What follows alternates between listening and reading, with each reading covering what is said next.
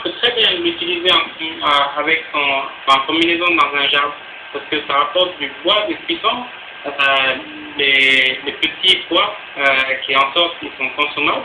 Et en plus, c'est une légumineuse qui enrichit son sol.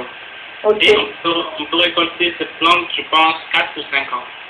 Ok. Est-ce que tu peux épeler ça encore? Ah, ben, tu peux l'épeler plutôt. Pois d'Angole, en réalité, je sais pas comment c'est, c'est comme un petit pois. Ok, d'Angole. Ok, je vais googler, je trouverai ça. Je vais... Oui, d'Angole, ça s'appelle. Ok. Le nom latin, il faut que je cherche, je ne sais pas moi-même. Ok. Ok. Moi, Donc, je pense que c'est utilisé dans tous les techniques agroforestry. Je pense que il y a tout ça là-dedans. Enfin, je pense que tu le trouveras là-dedans. ok. Et le fait de combiner des arbres ou des trucs qui sont vraiment utiles, comme le pois de sol, des légumineuses qui sont vraiment utiles, ça évite aussi d'avoir beaucoup d'intrants dans tes cultures, parce que vraiment elles fixent l'azote du sol. Okay. Et moi, j'ai sauté un truc à Mamouna, tu m'excuses, mais en fait, l'idée de mes planches de creuser, tu vois, avec la paille, les termites et la pomme de terre que j'ai trouvée. Oui. L'idée, c'est qu'en saison sèche, j'ai besoin d'avoir de l'humidité en profondeur. Donc, quand j'arrose, l'humidité est stockée dans la paille. Tu vois? Oui. Il remonte par capillarité. Et pendant toute la saison sèche, cette humidité-là va faire pourrir aussi la paille. Oui. Je fais un compost un temps que je produis. Ok, oui, je vois. Ouais. Et quand l'année prochaine je retourne la terre, bien évidemment la paille est plus là et ça redevient de la très très bonne terre. Donc en un an, moi j'ai réussi à faire ces immenses planches complètement remplies de terre qui sont et pour les légumes en contre-saison, et pour le gombo quand il fait chaud, et pour n'importe quelle céréale en hivernage. Ça rejoint un peu aussi la technique du DAI, non? Oui, oui. Ça revient exactement à la même chose. Effectivement, moi j'ai fait en même temps ça, j'ai planté ce pois d'Angole tout autour sur les digues, là, la terre que j'enlevais, je faisais des digues à côté. J'ai planté des pois d'Angole et le ténia, cette plante qui est un peu plus grande et très grande avec des feuilles qui font un peu d'ombrage, tu vois. Oui. Donc j'avais et de la nourriture pour mes poules parce qu'elles mangent ces feuilles-là pour les animaux que j'avais, les moutons et tout ça. J'avais les pois d'Angole pour me nourrir moi, et pour les travailleurs aussi, plus des légumes que je produisais en dessous. Ok. En plus de la terre que je me suis fait, tu vois, j'ai eu deux planches. Okay. Deux planches étaient réservées uniquement pour cette expérience avec la terre et cette ombrière, ça marche. Mais d'autres exemples, c'est un truc un peu plus naturel avec des plantes qui prennent un peu plus de temps pour pousser, mais en un an, ça a poussé vraiment très bien parce qu'elles ont profité aussi de tout. L'engrais, la paille, l'humidité, les pousses de base que j'avais mélangées pour faire mes pépinières, mes planches. Ok. D'accord. Ouais, ok. Et donc tu avais fait pousser, tu me disais, du gombo, des aubergines. En fait, je me demande, selon toi, qu'est-ce qui pousse bien justement dans cette zone-là, en pensant à la zone de Douinza, par exemple, dans les zones vraiment arides avec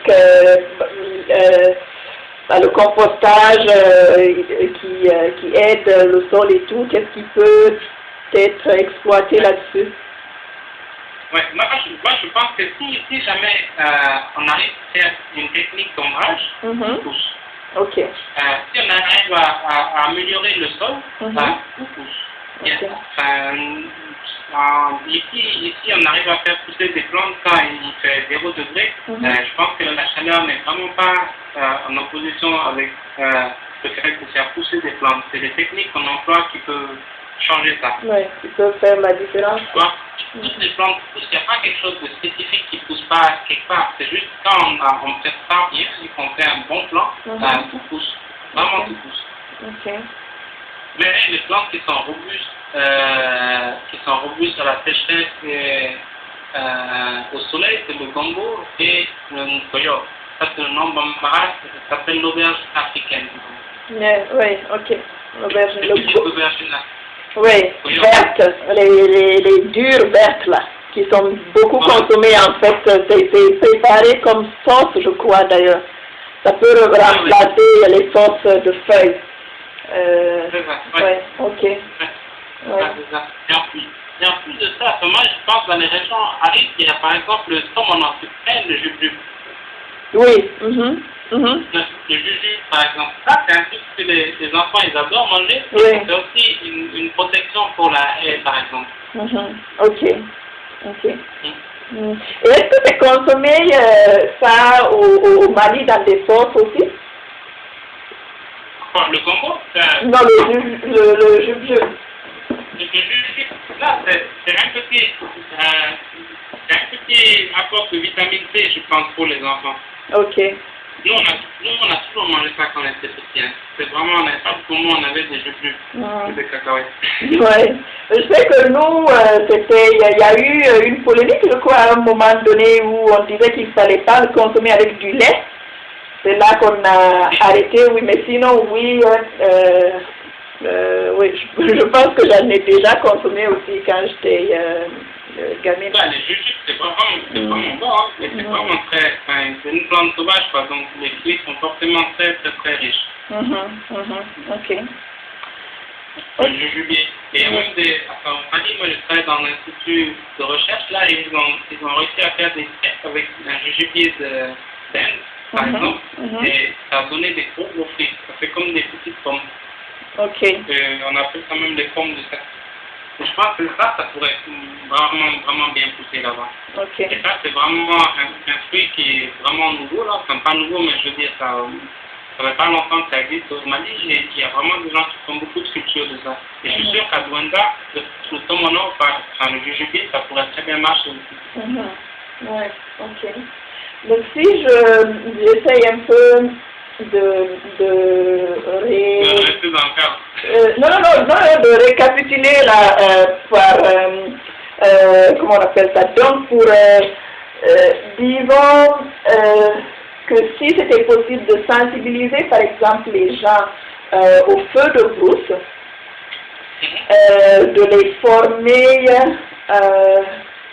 aux techniques, à la création de compost que toi que tu fais là par exemple, les former à cela, et aussi la technique de protection par exemple contre les feux de brousse, non seulement les sensibiliser pour ceux qui pour notamment les chasseurs, mais aussi amener les agriculteurs à se protéger, donc à protéger les champs, et donc à utiliser cette technique